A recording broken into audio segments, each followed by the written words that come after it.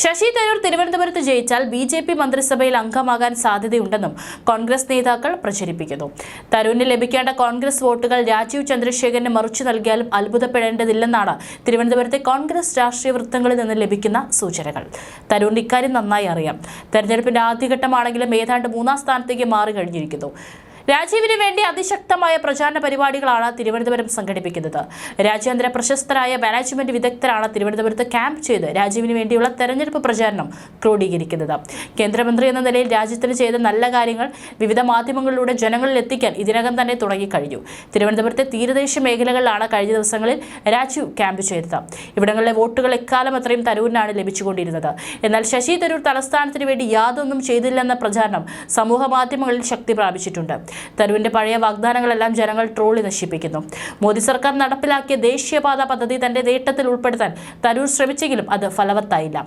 തലസ്ഥാന നഗരത്തിലൂടെ കടന്നുപോകുന്ന ദേശീയപാതയുടെ നിർമ്മാണത്തിന്റെ വിവിധ ഘട്ടങ്ങളിൽ കേന്ദ്രമന്ത്രി ഡോക്ടർ ജയശങ്കർ വരെ പരിശോധിച്ച സാഹചര്യത്തിലാണ് ഇതിൽ നിന്നും തരൂർ ഔട്ടായത്. വിഴിഞ്ഞം തുറമുഖം നടപ്പാക്കിയതാണെന്ന് പറയാനുള്ള ധൈര്യം തരൂരിനില്ല. കാരണം തുറമുഖത്തിനെതിരാണ് തീരദേശ സമുദായ സംഘടനകൾ ഉൾപ്പെടെയുള്ള ജനങ്ങൾ.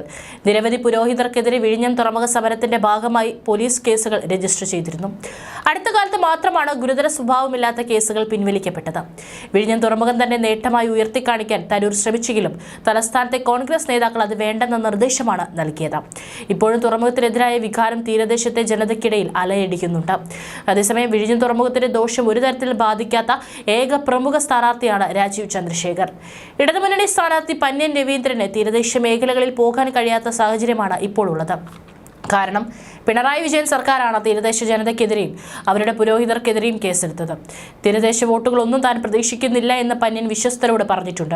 വിഴിഞ്ഞത്ത് ആദ്യ കപ്പൽ തീരമണിഞ്ഞത് തന്റെ സർക്കാരിന്റെ നേട്ടമാക്കി മാറ്റി പിണറായിയെ സൂക്ഷിക്കണമെന്ന് കേന്ദ്ര സർക്കാർ അദാനി ഗ്രൂപ്പിന് നിർദ്ദേശം നൽകിയിരുന്നു. ഇനി പിണറായിക്ക് വിഴിഞ്ഞത്ത് നടന്നതുപോലുള്ള നാടകങ്ങൾ ആവർത്തിക്കാൻ കഴിയില്ല.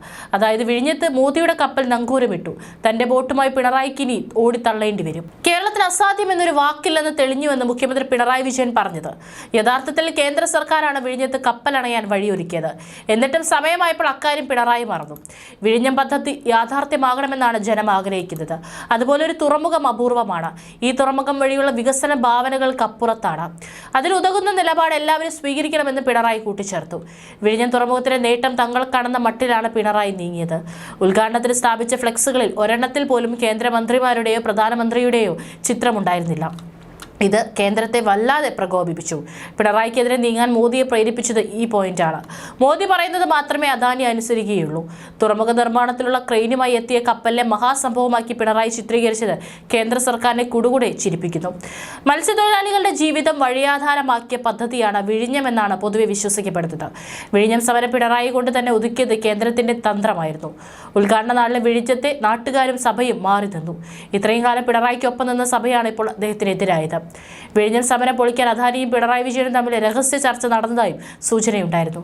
വിഴിഞ്ഞത്ത് അദാനിക്കെതിരെ സമരം ചെയ്യുന്നവരെ സകുടുംബം നശിപ്പിക്കാനാണ് കേരള സർക്കാർ ശ്രമിച്ചത്. ലത്തീൻ സമുദായം ഒന്നടങ്കം എതിരായാലും സാരമില്ലെന്നായിരുന്നു സർക്കാരിന്റെ നിലപാട്. അദാനിയെ പിണക്കാൻ പിണറായി തയ്യാറായില്ല. കാരണം പിണറായിക്ക് അദാനിയെ പേടിയായിരുന്നു.